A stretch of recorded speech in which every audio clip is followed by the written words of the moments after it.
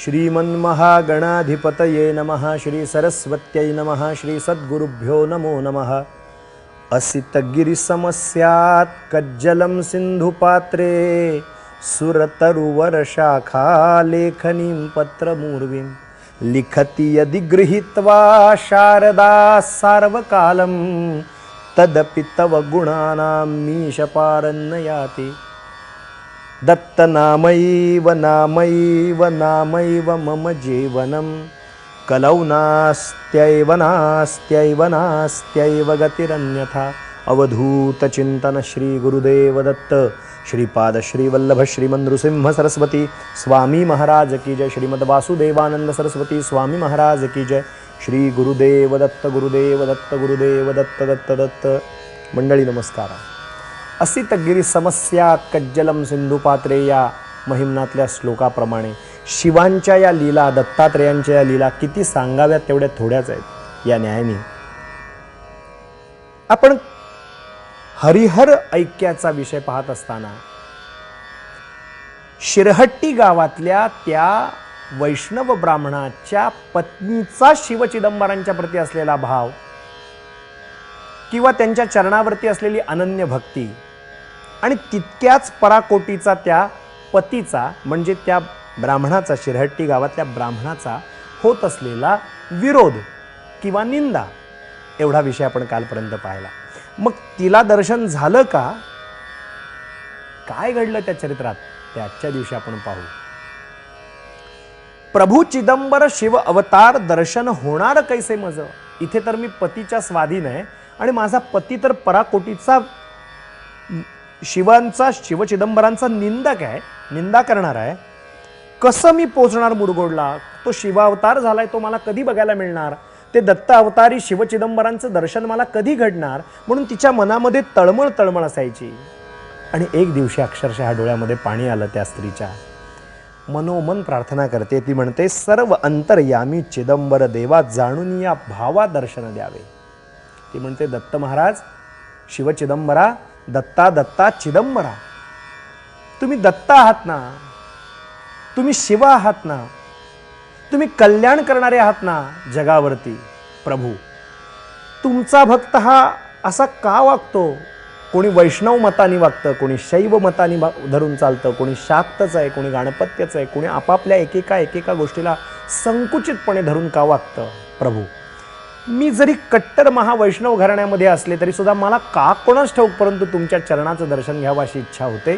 भगवंता, काही ना काहीतरी चमत्कार करा। तुम्ही एवढे लीला नाटकी आहात, तुम्ही एवढे लीला विश्वंभर आहात, तुम्ही काही ना काहीतरी करा आणि माझ्यासारख्या पामराला दर्शन आपलं घडावं असं काहीतरी करा। आता दोन शक्यता, मी तुमच्याकडे यावं आणि दर्शन घ्यावं किंवा तुम्ही या गावात यावं आणि मला तुमचं चरणाचं दर्शन घडावं। पैकी पहिली शक्यता साफ दृष्टीपथापासून फार लांब दिसते, कारण पतीनी मी नुसतं शिवचिदंबर म्हटलं तरी सुद्धा त्याला संताप होतो, म्हणजे मी मुरगोडला येईन आणि तुमच्या चरणावरती नतमस्तक होईल, हे या जन्मात तरी कदापि शक्य वाटत नाही।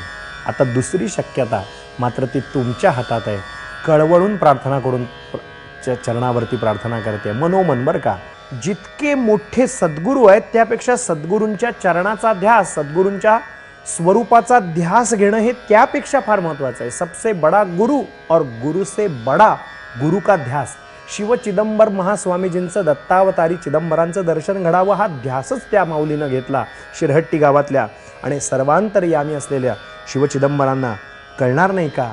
आता जो दुसरा पर्याय मगाशी मी बोललो होतो ना, त्या पर्यायाप्रमाणे ते स्वतः शिवचिदंबर त्या गावात शिरहट्टीला येऊन पोहोचले।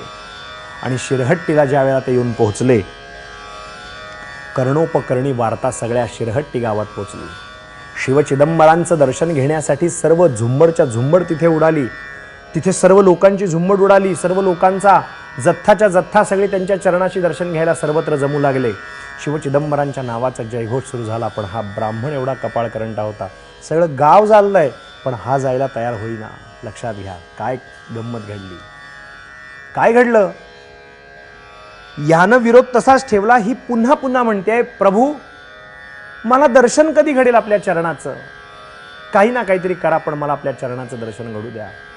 तुम्ही आता आमच्या गावामध्ये आला, परंतु मला अजून तुमचं दर्शन होत नाहीये। पती दर्शनालाच सोडत नाहीयेत। असेच काही दिवस लोटले आणि शिवचिदंबरांची कृपा एवढी असीम होती की किती दयाळू असतात सत्पुरुष, संत पुरुष, अवतारी पुरुष. ही जिथे राहत होती ना, हिच्या घराच्या शेजारच्या घरात शिवचिदंबर अवतरले. आता तरी ये जवळ, आता तरी ये दर्शनाला, म्हणून तिला जणू काही सुचवल्यासारखं बातमी पोचली. आज दुपारी शिवचिदंबर इथे येणार आहेत, पाद्यपूजेची व्यवस्था होणार आहे. घरामध्ये त्या शेजारच्या धामधूम सुरू झाली होती. सगळेच भक्तजण दारामध्ये उभे होते की दत्तावतारी शिवचिदंबर आपल्या घरी येतील. ही मनात म्हणते मागच्या दाराने, पूर्वीच्या काळात घराला एक पुढचं दार एक मागचं दार असायचं, मागच्या दाराने हळूच जाईन आणि शिवचिदंबरांचं लांबून का होईना पण दर्शन घेईन, पतीची इच्छा नाही म्हणून हळूच चोरून मागच्या दाराने निघाली. पतीनं पाहिलं आणि त्याने अडवलं. याद राख, जर तिथे दर्शनाला गेलीस तर शिवाचं दर्शन घ्यायचं नाही. आपण वैष्णव मतप्रणालीला चालणारे आहोत. शिवचिदंबराचं दर्शन घ्यायचं नाही. मीही घेत नाही, तूही घेऊ नको, नाम सुद्धा घेऊ नकोस. नाव घेतलंस तरी चुळभर, पाण्याने चुळभर. इतका पराकोटीचा विरोध होता. बांधून ठेवल्यासारखी स्थिती झाली. सज्जन हो, त्या स्त्रीनं काय केलं सांगू? मनोमन प्रार्थना केली, डोळ्यातनं पाणी, अश्रुधारा सुरू झाल्या. प्रभू, आता अगदी घराच्या एक भिंत पलीकडे आहात, पण तुमचं दर्शन घ्यायला मी असमर्थ आहे. प्रभू, तुम्हालाच पुन्हा भार टाकते. तुम्हीच मला दर्शन दिलं तर काहीतरी घडेल. आणि खरोखर दयाळू अंतकरणाचे शिवचिदंबर त्या स्त्रीच्या पुढ्यात उभे राहिले. चरित्राख्यानात फार सुंदर पोथीमध्ये वर्णन आहे. त्या शेजारच्या घरातून प्रगट झाले. तिथे एक रूप ठेवलेलंच होतं, पण हिच्या पुढ्यात उभे राहिले आणि काय केलं? तिला आपलं ते दिव्य रूप दाखवलं. धोतर वस्त्र परिधान केलंय, डोक्यावरती पगडी, हातात कमंडलू आहे. शिवचिदंबरांची ती उंच पुरी मूर्ती पाहिली आणि तिच्या डोळ्यात अश्रुधारा सुरू झाल्या. घळ घळ घळ घळ डोळ्यात पाणी येत आहे. शिवचिदंबरांना नमस्कार केला, स्त्रिया नमस्कार करतात तसा प्रणाम केला, वंदन केलं आणि प्रार्थना करते, प्रभू, माझे पती असेत म्हणून मी तुमच्या चरणी येऊ शकत नाही. शिवचिदंबरांनी सांगितलं, काहीच हरकत नाही, तुझ्या पतीच्या मतीमध्ये आपोआप बदल घडवून आणतो. चमत्कार काही काळातच घडला. शिवचिदंबरांनी हिला तर हिच्या भक्तिभावनेप्रमाणे दर्शन दिलं, परंतु यांच्या घरातली सांसारिक स्थिती थोडीशी हाताबाहेर जात होती. या सगळ्याचा परिणाम म्हणजे हिने एक दिवशी त्रस्त झालेल्या आपल्या नवऱ्याला सांगितलं, इतके सगळे प्रयत्न करून आता काही झालं नाही ना, मी म्हणते म्हणून एकदा शिवचिदंबरांना शरण जा आणि नमस्कार करा. तो म्हणाला, मी जाणार नाही. तो आपला हट्ट सोडायला तयार नव्हता. शेवटी नवरा बायकोच्यात भांडणं होता एक दिवशी ती आपला पक्ष सोडत नव्हती, तो त्याचं म्हणणं सोडत नव्हता. परिस्थितीपुढे माणूस झुकतो, गरजवंताला अक्कल नसते. माणूस आपली सगळी पथ्य बाजूला ठेवतो. एक दिवशी तो कबूल झाला आणि शिवचिदंबरांच्याकडे मी जाईन, पण मी न मागता त्यांनी मला काहीतरी दिलं पाहिजे. तिथे पण अहंकार होता बरं का. शिवचिदंबरांच्या ते लक्षात आलेलंच होतं. हा जो कर्नाटकी ब्राह्मण आहे, हा शिरहट्टीहून निघालाय आणि कुठे आला? हुबळीला.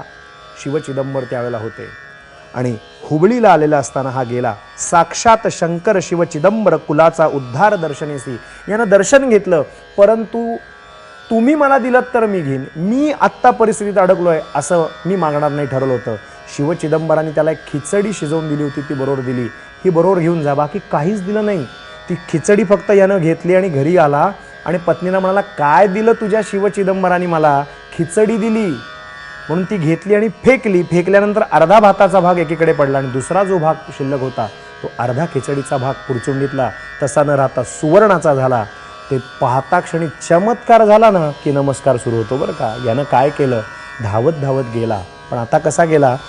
साष्टांग दंडवत घालत शिवचिदंबरांच्या चरणी गेला आणि या दाम्पत्याचा उद्धार शिवचिदंबरांनी केला. अशा दिव्य अशा लीला शिवचिदंबरांनी केल्या. आज इथेच वाणीला विराम देऊ. अत्रिपुत्र दत्तात्रेयांच्या पवित्र नामाचं स्मरण करून थांबू. अवधूत चिंतन श्री गुरुदेव दत्त दत्त दत्त.